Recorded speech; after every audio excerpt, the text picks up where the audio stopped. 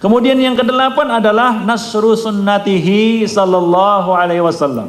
Termasuk konsekuensi iman seseorang kepada Rasulullah adalah nasru sunnatihi, menyebarkan sunnah beliau bi ta'allumihi wa ta'limihi, dengan mempelajarinya dan mengajarkannya.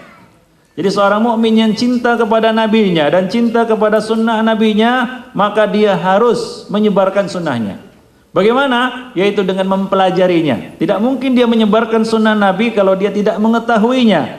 Maka cara untuk menyebarkan sunnah Nabi ini adalah dengan bita'limihi wa bita'allumihi wa ta'limihi, yaitu dengan mempelajarinya, dengan sungguh-sungguh mempelajari sunnah Rasulullah dan dengan sungguh-sungguh untuk mengajarkannya dan menyampaikannya kepada orang lain. Rasulullah sallallahu alaihi wasallam mengatakan, yang memberitakan kepada kita, fal yuballigh asy-syahidu minkumul ghaib, hendaklah orang yang hadir menyampaikan kepada orang yang tidak hadir.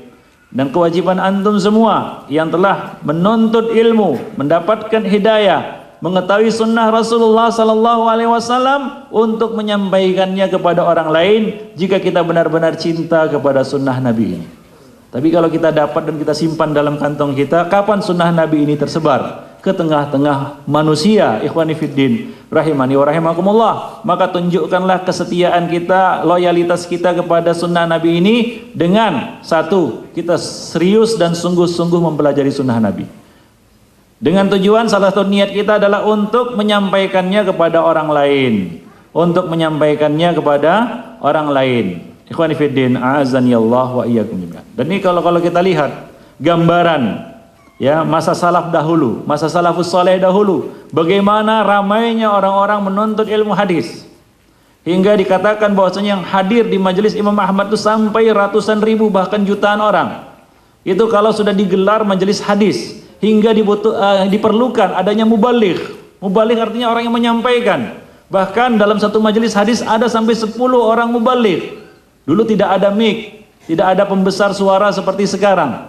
Jadi diperlukan apa? Mubaligh. Misalnya Imam Ahmad mengatakan qala haddatsana fulan, maka di sana mubaligh akan menyampaikan haddatsana fulan sampai 10 orang. Kita dapat bayangkan hingga disebutkan dalam satu riwayat atau dalam satu kisah dari mereka, tidak diketahui lagi mana ujung dan mana pangkalnya majelis tersebut. Saking luasnya. Kita tahu bahwasanya ketika Al-Imamul Bukhari tiba di Naisabur, itu yang menyambutnya satu kota keluar ke jalan untuk menyambut muhaddis ini. Namun sekarang dapat kita lihat bagaimana antusias, kepedulian manusia kepada hadis-hadis Rasulullah. Nah, kalau kita buat majelis hadis sekarang ini tentu akan kalah dengan konser-konser musik. Demikianlah ikhwani fiddin, azanillahu wa iyyakum jami'an. Nah, ini membuktikan kepada kita bagaimana tipisnya keimanan manusia sekarang kepada nabinya sallallahu alaihi wasallam. Tentu mengharapkan munculnya kembali sosok Rasulullah tidak mungkin karena beliau sudah wafat. Ya, yang kita rindukan adalah orang-orang yang menyampaikan sunnah beliau, membacakan hadis-hadis beliau. Ya, seolah-olah kita mendengarnya dari mulut beliau. Dan ini merupakan salah satu di antara keistimewaan dinul Islam, yaitu sampai sekarang kita masih dapat mendengarkan hadis-hadis Nabi seperti yang beliau ucapkan 15 abad yang lalu.